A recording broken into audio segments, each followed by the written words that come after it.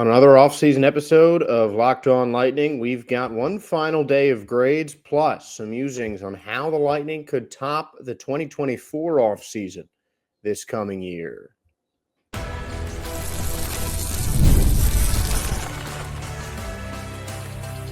You're Locked On Lightning, your daily podcast on the Tampa Bay Lightning, part of the Locked On Podcast Network, your team every day. Josh Sperber here to welcome you into another episode of Locked On Lightning, and thank you for making Locked On Lightning your first listen every day. We're part of the Locked On Podcast Network, your team every day. And if your team is the Tampa Bay Lightning, then this is the show for you. And we've got one last line of grades to do, and we're going to talk about the line for offense, which particularly for the first half of the season, primarily consisted of Zemgus Girgensons, Luke Glendening, and we're going to say Cam Atkinson. Just about everyone else has been covered, and Atkinson, I know, has not played too many games for the Tampa Bay Lightning since March, but at least at the beginning of the season, he was a big part of the Lightning's bottom six, providing some veteran presence on there, and Atkinson finished in 39 games with 4 goals and 5 assists, 9 total points, a plus-minus of -4, and 11 penalty minutes. Did have a power play goal for the Bolts as well as a game-winning goal. So Atkinson was just a kind of roster-filling signing in the offseason, definitely as kind of a compliment to some of the younger players that the Lightning had. I think getting just a guy like that who's been around for a while, Atkinson's case kind of towards the end of his career. And the Lightning just needed a guy to provide a little bit more scoring punch on that bottom line, because that was really, the main thing that you didn't see from the Lightning fourth line. I think that was kind of by design, though, just to have a bunch of fast skaters and some solid two-way players on that defensive line. You have Luke Glendening to just get possession to win faceoffs, and he finished top 15 in the NHL in faceoffs won.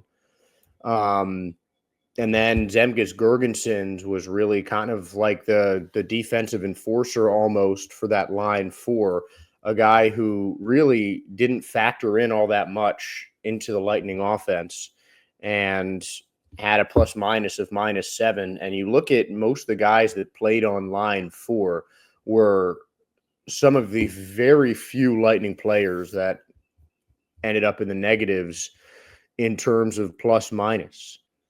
Yanni Gourde finished with -1. I blame the Seattle Kraken for some of that. Emil Lilleberg was the only defender to finish with -1. And then you look at, a lot of these bottom six guys, and the three that I've mentioned in the line four offense, Cam Atkinson, Zemgus Girgensons, and Luke Glendening, were the bottom three players on the Lightning in terms of plus-minus. Connor Geekie also had a -4. He played some on that fourth line.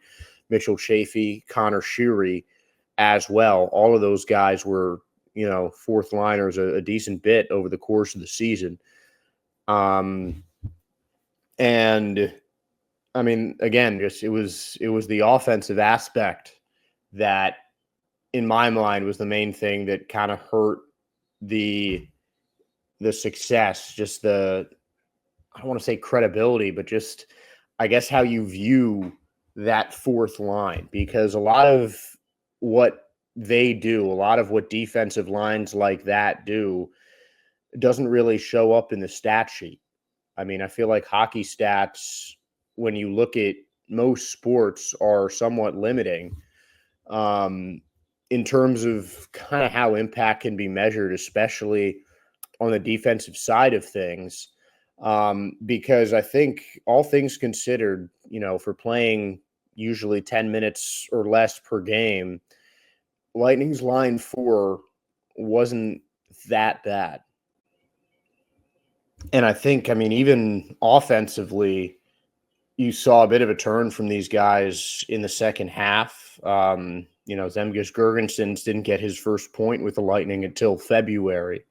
Luke Glendening, kind of does what he always does and just sneakily factored into the Lightning offense. But I mean, the offensive side of this fourth line for the Lightning was just not a consistent factor in Lightning games. And again, that's something that I feel like you can expect from the lowest performing line in terms of minutes played.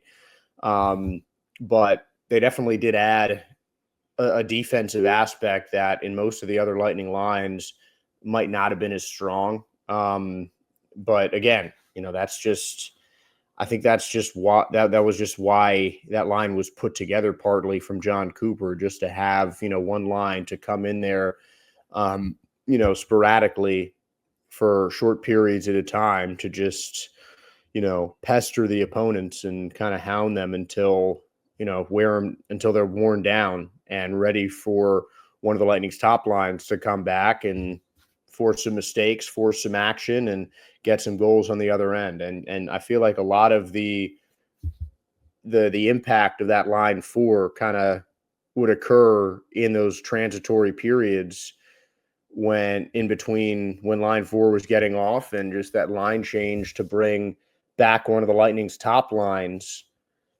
to kind of get things done. So it kind of seemed like they were an intermediary between, just solid hounding defense and then another line comes in to just take care of the offensive part. So I think it's in some ways a little bit difficult to properly adjudicate the true impact of line four towards the rest of the game. And I mean, you also have to understand that was a lot of times the line that ended up kind of on 11-7. That would kind of push up a little bit. The 11-7 line would be more the line for in terms of, fewer minutes played. That would be sometimes when the rookies, the AHL call-ups, when they got into games, that's kind of how they would end up going. I mean, it seemed a lot of times it was pretty fluid when the Lightning were missing guys and the Lightning were down a man due to injury or something like that. But, I mean, for the most part, it was one of the most consistently formed lines in terms of just the players on it, particularly with Jorgensen's and Glendening, both being not only guys that, were on the same line for pretty much every game through most of the season, but they didn't miss too many games. Girgensons was one of three Lightning players that played all 82, with Brendan Hagel and Ryan McDonough being the others, and Luke Glendening was tied with Braden Point for ninth on the team with 77 games played. I mean, these guys were just, workers who were out there every single night, just lunch pail kind of players to do all the hard stuff, all the stuff that doesn't necessarily show up in the stat sheet, but can still make a pretty sizable impact. But regardless of the fact that these guys aren't on there for that long of a time, I just think that, their all-around play just kind of showed flashes. The offense sort of came in spurts for those guys, and, you'd get some crazy tap-in or something like that.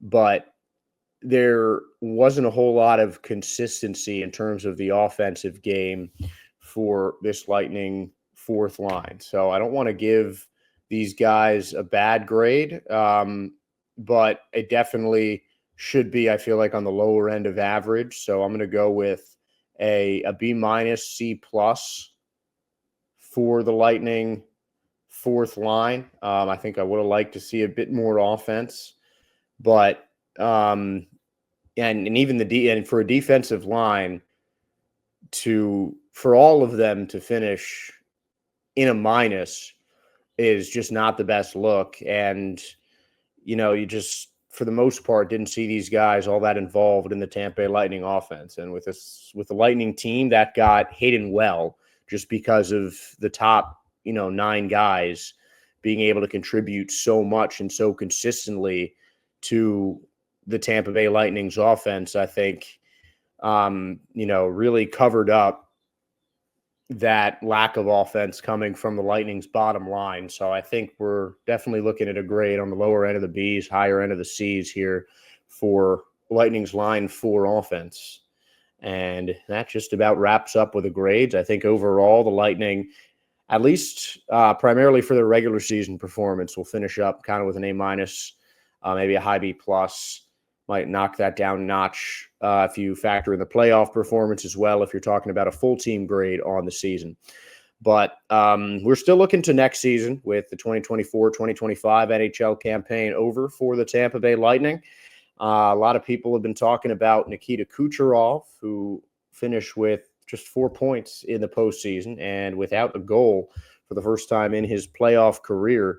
Will he be unseated as the Lightning leader in overall points in the 24-25 NHL season?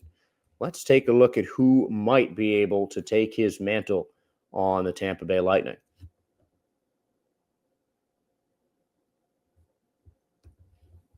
Ever check your bank account and wonder, where did all my money go? Between dining out, online shopping, and entertainment, it's easy to lose track. That's where Monarch Money comes in, your personal CFO, giving you full visibility and control over your finances. Monarch Money isn't just a budgeting app. It's a complete financial command center. You can track all of your accounts, investments, and spending in one place, so you stop just managing your money and start building wealth. When I started using Monarch, I realized just how much I was spending on food delivery. Now I budget smarter and save more, and I also cook more. Instead of juggling multiple apps, you can use Monarch to check your finances, track spending, and even plan long-term goals. And managing money with your partner is smoother than ever. You can track and shared and personal accounts, set goals, and stay on the same page without the stress. So take care of your finances with Monarch Money. Use the code LOCKEDONNHL at monarchmoney.com for 50% off of your first year. That's monarchmoney.com, code LOCKEDONNHL for half off your first year.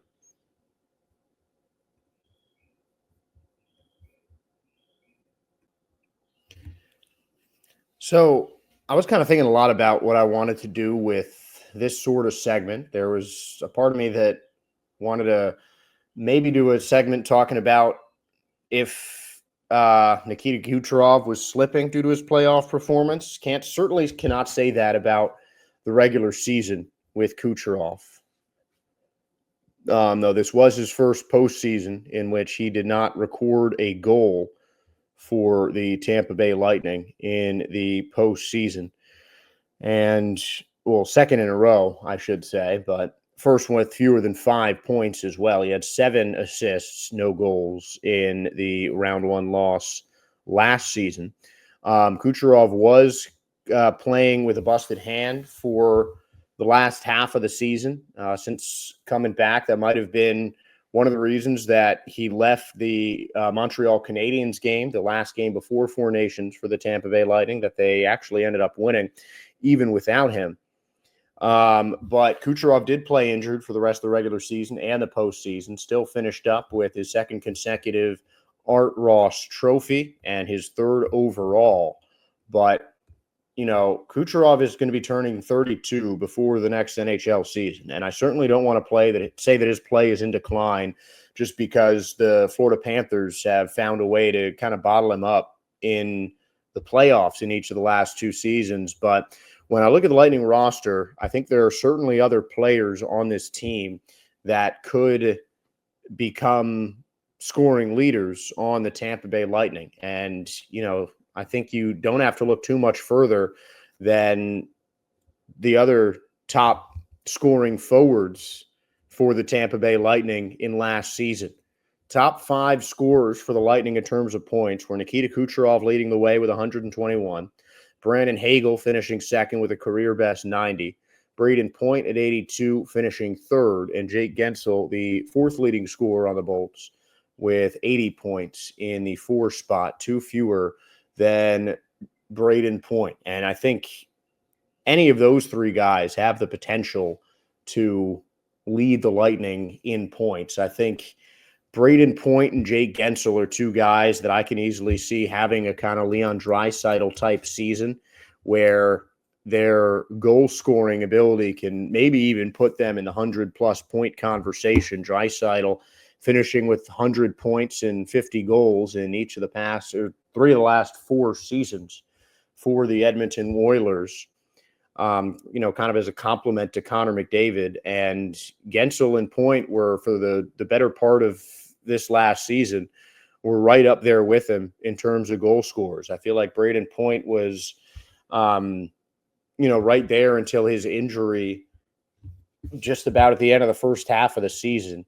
And Jake Gensel was someone who was, always sort of on the outside looking in when it came to the scoring leaders in the NHL. But I mean, he was definitely there, he was definitely just knocking on that door throughout the season. And both of those guys are players that I think if they can stay healthy, they're players that have the goal scoring talent to maybe even put up a 50-goal season next year. And I mean, if everything's healthy, if everything's clicking for Tampa Bay, there's really no limit to what that top line can do. I don't think there's a question that there's a better line in hockey than Jake Gensel on the left wing, Braden Point at the center, and Nikita Kucherov on the right wing.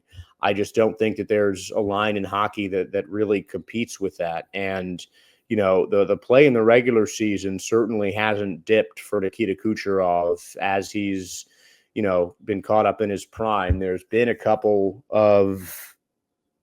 some injuries that have hampered his success a little bit, but this is still, Nikita Kucherov, one of the best players in the NHL, 6 points away from 1,000 in his career. He should be able to get that by the end of October, at the start of the NHL season next year. Frankly, I think he's going to be due for kind of a bounce back season. There's a lot of Lightning fans talk about the disrespect that Kucherov sees as a superstar. And I think that's kind of starting to bleed in just because of how he has performed in the past couple of postseasons. 0 goals and 11 assists in the last 2 postseason rounds that both have ended up in losses against the rival Florida Panthers. And I mean, I get it. You look at your number one player, your superstar, your almost $10 million man in Nikita Kucherov. And I think it's easy to point fingers at someone who is, the main man in the Lightning offense, but couldn't get on the goal sheet in the first round of the playoffs. And, it's easy to give him some of that blame and point fingers there. But, I think he's still Kucherov. And I think a fully healthy Nikita Kucherov is a force to be reckoned with. And I think that wasn't the case in the postseason this year. He kind of limped to the finish line in the regular season, and it's a lot harder. It's a lot easier to, show injuries when just the level of intensity is ramped up, as it always is going to be in the postseason. But I still think Kuch is going to end up leading the Lightning in points next year, barring a major injury. But I think you still have to look at a guy like Gensel and Point as players who can really step up. Brandon Hagels is someone as well, but just the fact that he is, playing a lot of his extra time on the penalty kill when offense isn't exactly the first priority, that might hinder his ability to really end up as the top scorer, even if he did finish second behind Kucherov. But I think the sky's the limit for a guy like Brandon Hagel. Braden Point is someone whose passing has really improved over the past few seasons. 3 straight 40-goal, 40-assist seasons for Braden Point. I think the Lady Byng Award finalist is someone who can certainly climb in terms of his goal scoring, his goal providing efficiency for the Tampa Bay Lightning. He's turned into one of the main options on the power point, and the same can absolutely be said of Jake Gensel.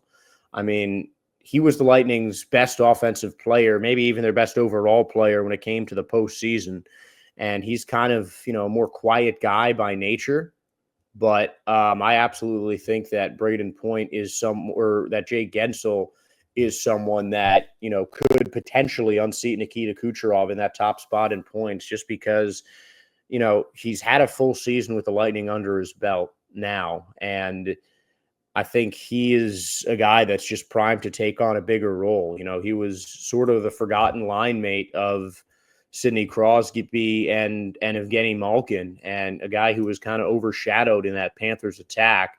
And now after the trade to get Gensel over here, that big contract, he's someone that, is going to be thrust into a bigger role with Tampa Bay. I mean, a contract like the one that Kucherov signed, like the one that Gensel signed, that comes with extra responsibilities. And especially for those two players, the rent comes due when it comes to scoring goals and providing assists.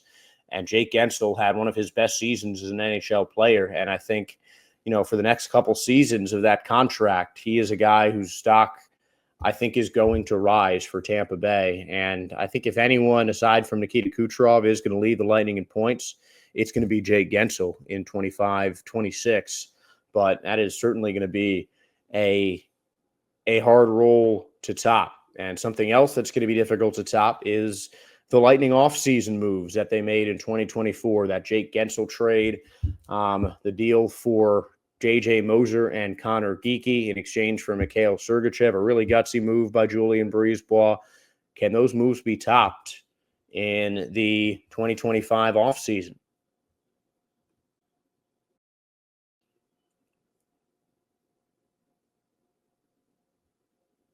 The offseason is looming here in Tampa Bay. Unfortunately, another first-round exit at the hand of the rival Florida Panthers came the Tampa Bay Lightning's way.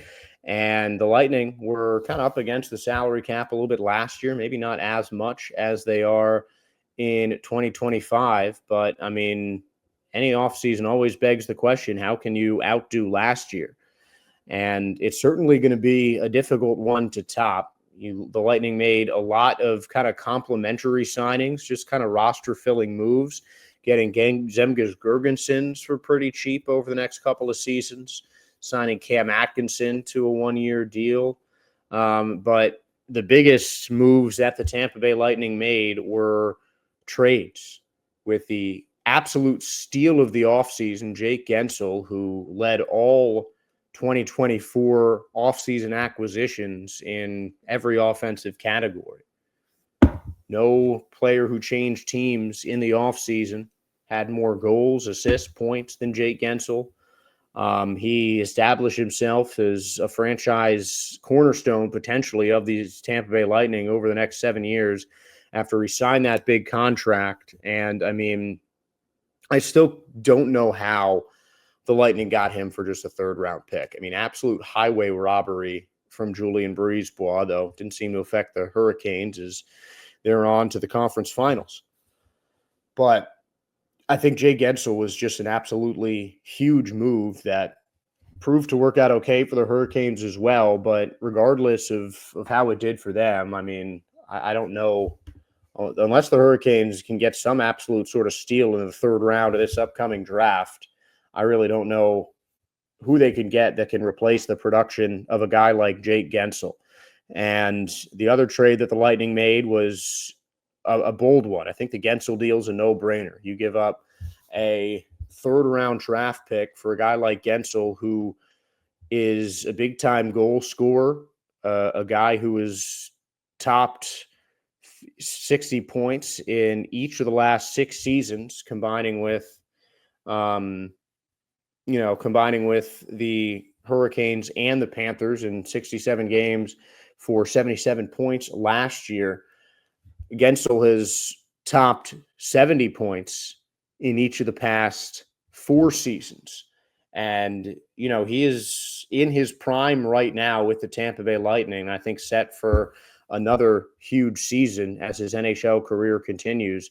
But the trade of Mikhail Sergachev, a guy who had been a, borderline cornerstone pillar of the franchise over the last couple of years, huge factor in those Stanley Cup wins.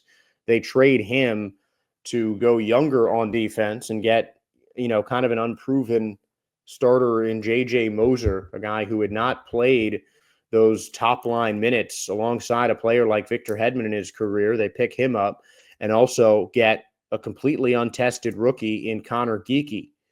And the initial expectation for Geekie was that he was going to start the season in the AHL and work his way up to the NHL roster, but he proved from early on in the preseason that he was going to have a limited showing in the AHL, and he absolutely did. And I think he proved that he could be a legitimate, maybe even a top 6 player for the Lightning in the future.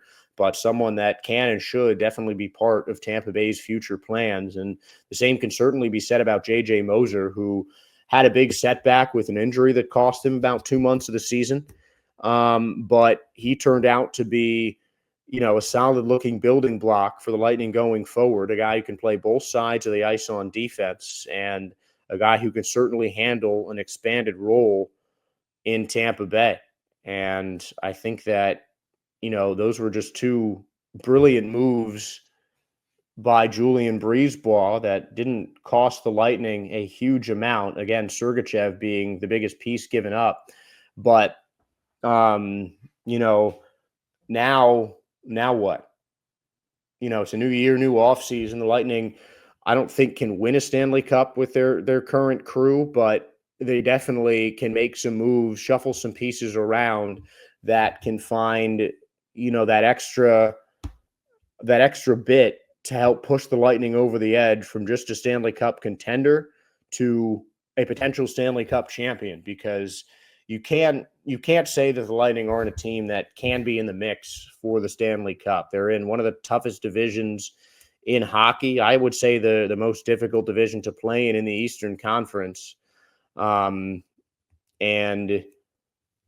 that, certainly means something. And, the conference semifinals, hopefully it'll be the Maple Leafs coming back to play against the Carolina Hurricanes. We don't want to see the Panthers in that next round. But, the fact is the Lightning or the Panthers have represented the Eastern Conference in each of the past 5 Stanley Cup finals. So there's just a lot of talent in Florida right now. And I just think that there's still a little bit more that the Lightning can do. I think the Lightning went a little bit younger last year, and I think they certainly have the rookies that they can pull up from the AHL that can make an impact. But I think that they're going to need to look to,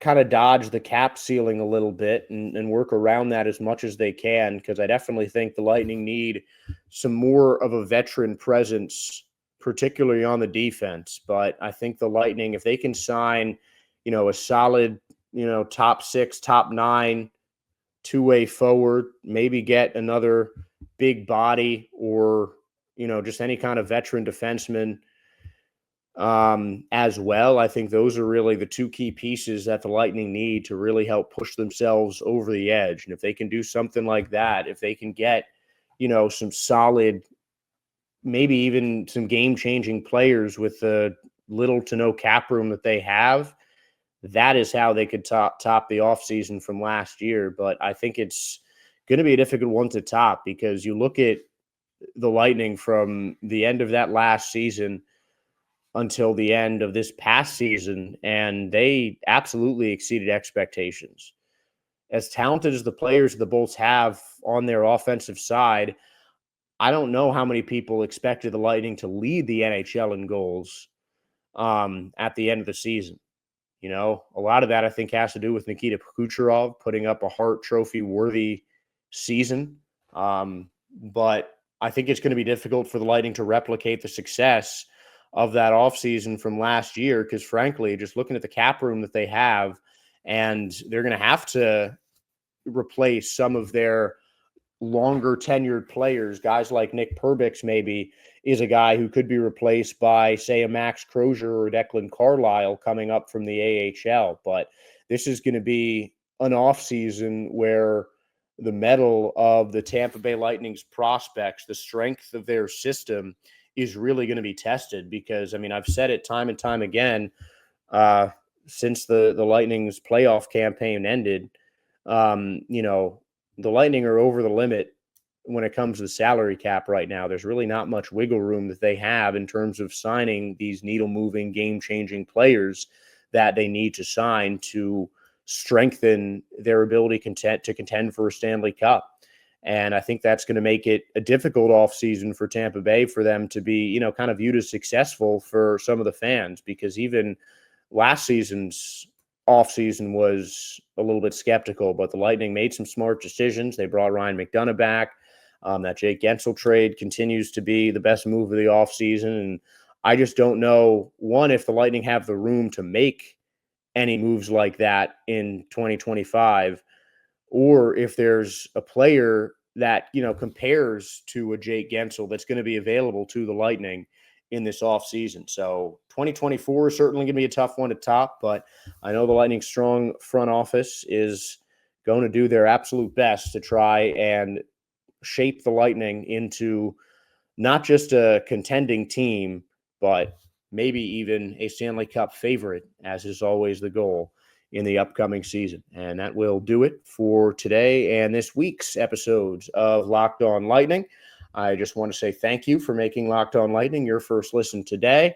And for your second listen, make sure to check out the all-new Locked On NHL Game Night. Every game, every night, until a Stanley Cup champion is crowned. Get local analysis on a national scale. Find NHL Game Night on Locked On NHL on YouTube or wherever you listen to your podcasts. Wherever you found this podcast, please give us a like, follow, subscribe. We really appreciate your guys' support because we do the show for you, the Lightning fans. So thanks for listening. Thanks for following us here on Locked On Lightning. Go Bolts, and have a great weekend.